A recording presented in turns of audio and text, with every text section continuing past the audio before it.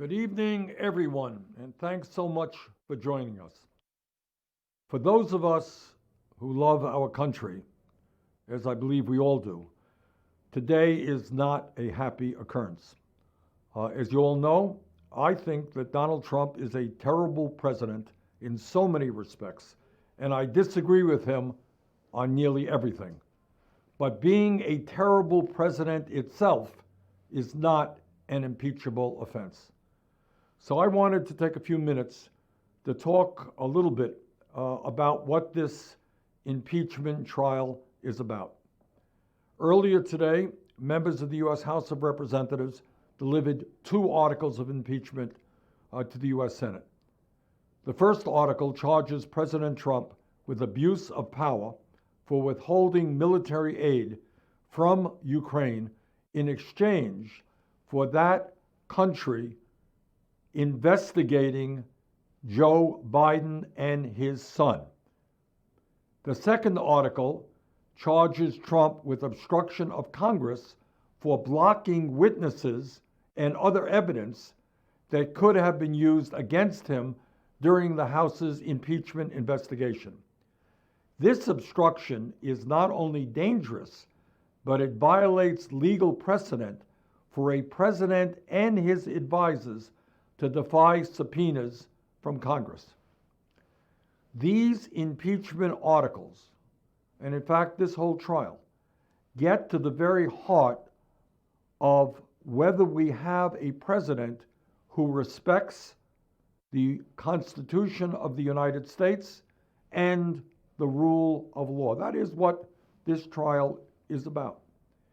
And I can tell you that if I was a member of the House of Representatives, and I did serve there for 16 years, I would have absolutely voted for these articles. But as a senator, my job is to hear all of the evidence at this impeachment trial. And by the way, that evidence should absolutely include testimony from witnesses.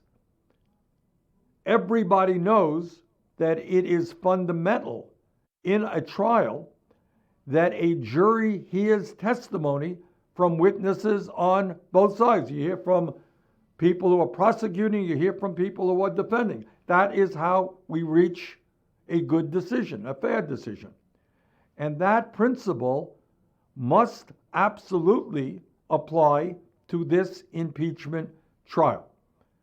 And tonight, once again, I urge Mitch McConnell, the Republican leader of the Senate, to allow witnesses to testify before the Senate. If we want the truth, we need to hear from witnesses, those who will defend Trump, those who will argue against him. But that's how the American judicial system works, and that's how this impeachment trial should work.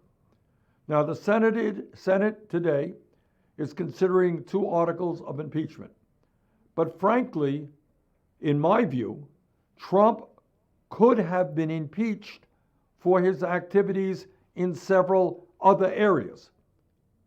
For example, it seems pretty clear to me that Donald Trump has violated both the domestic and foreign emoluments clauses.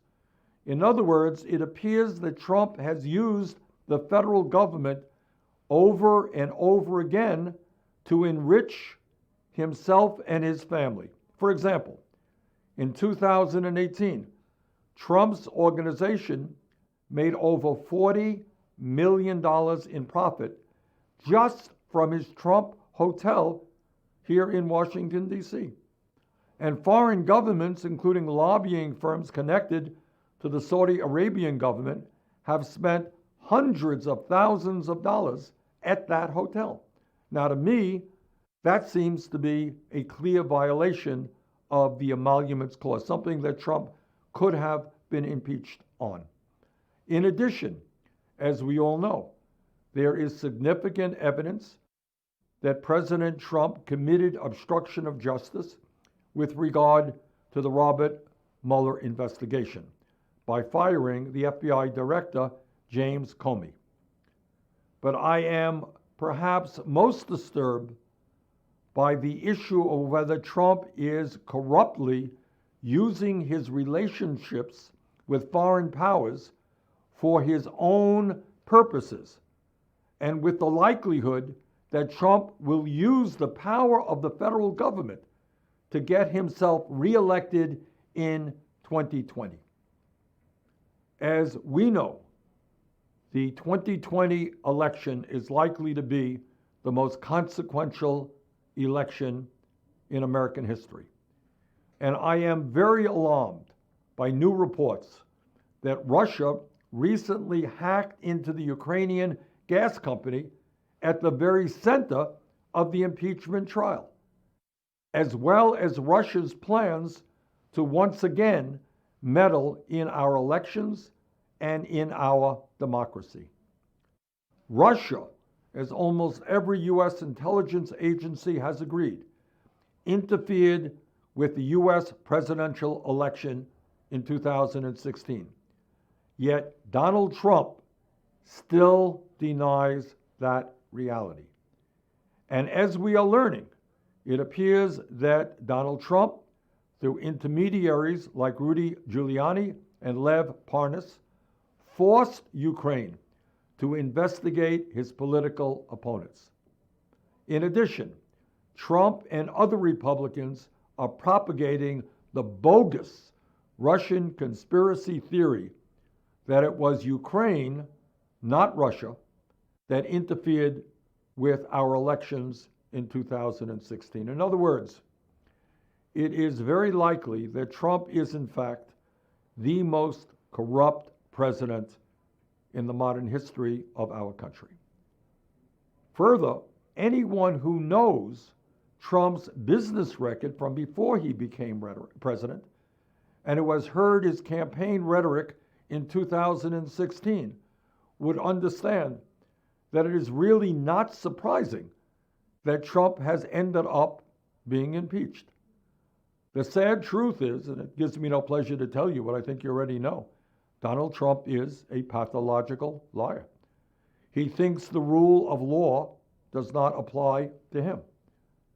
In his business career, Trump was involved in over 4,000 lawsuits. Imagine that.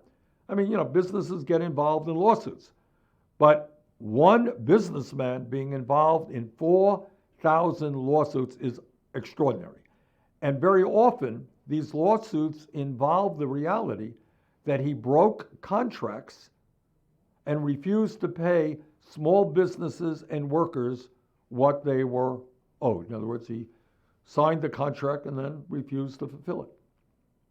But Trump's fundamental dishonesty and arrogance became even clearer with what he promised the American people during the campaign of 2016. What he promised as opposed to what he has actually done as president. I happen to believe that whether you are a progressive, a moderate, or a conservative, none of us are proud today that we have a president who blatantly lies almost every single day. We get used to it, I know, but that's the reality. This is a president who the media has documented telling thousands of lies since he was elected and when he was on the campaign trail. I mean, it really is questionable, and again, I don't mean to be facetious here, whether or not Trump actually knows the difference between a lie and the truth. And in the midst of all of that, the biggest lie that Trump told when he ran for president in 2016 was that he would stand with the working class of this country, that he was on their side, and that he would take on powerful special interests to protect working families. What a monstrous lie that was. As many of you will recall, during his campaign, Trump promised that he was going to provide health insurance for everybody. Remember that? Health insurance for everybody.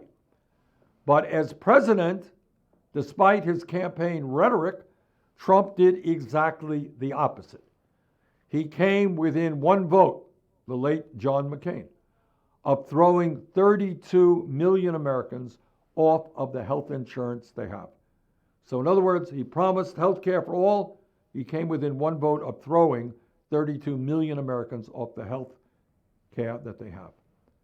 Trump promised that he was a different type of Republican, that he would not cut Medicaid, Medicare, or Social Security. But the last budget he proposed would have cut $1.5 trillion from Medicaid, $845 billion from Medicare, and tens of billions of dollars from Social Security. And right now, as we speak, Trump's administration is finalizing a rule designed to throw hundreds of thousands of people off of the Social Security disability benefits that they currently receive. Remember, this is the guy who said, "I will not cut Social Security." Trump promised the American people, further, that, quote, the rich would not be gaining at all under his tax plan. Remember him saying that? Hey, my tax plan is for the working families of America. It's not for the rich. But, as most of you know, as president, Trump's tax plan provides 83% of the benefits to the top 1% while raising taxes on 92 million Americans by the end of the decade.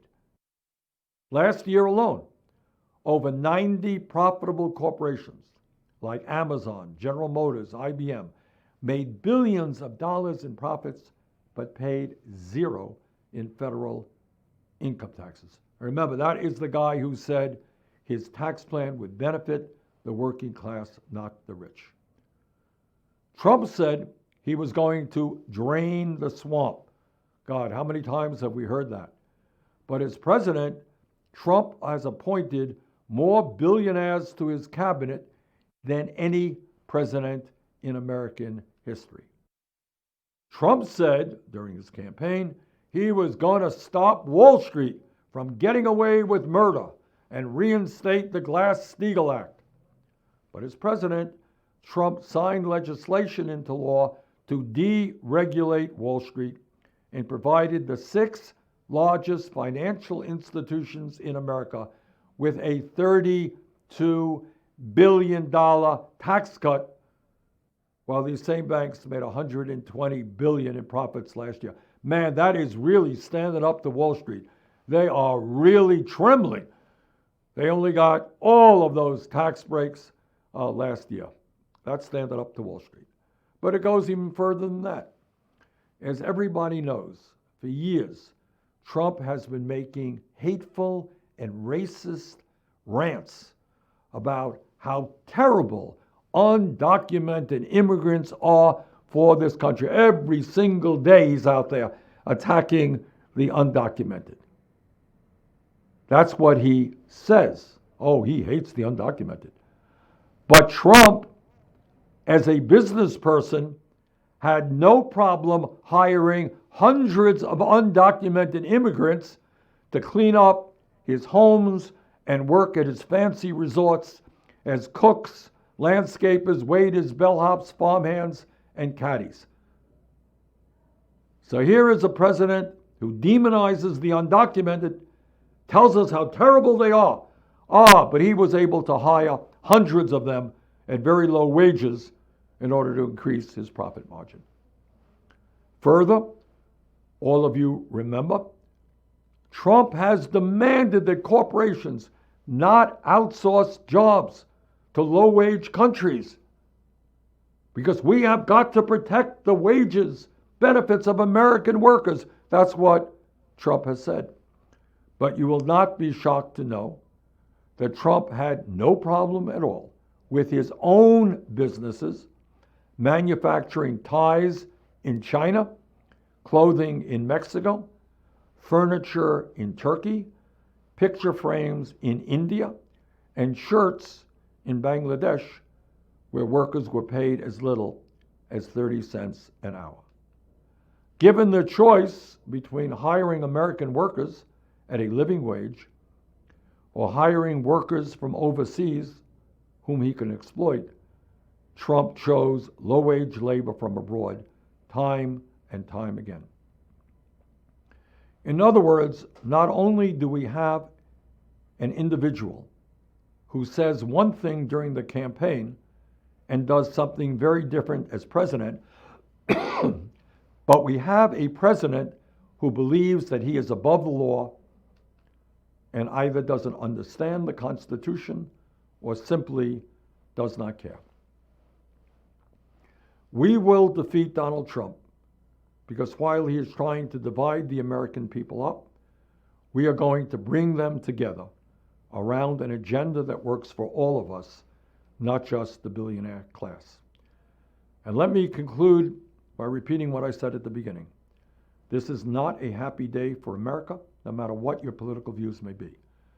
But what this impeachment process is about is the understanding that the United States of America is based on the rule of law. It is based on our Constitution.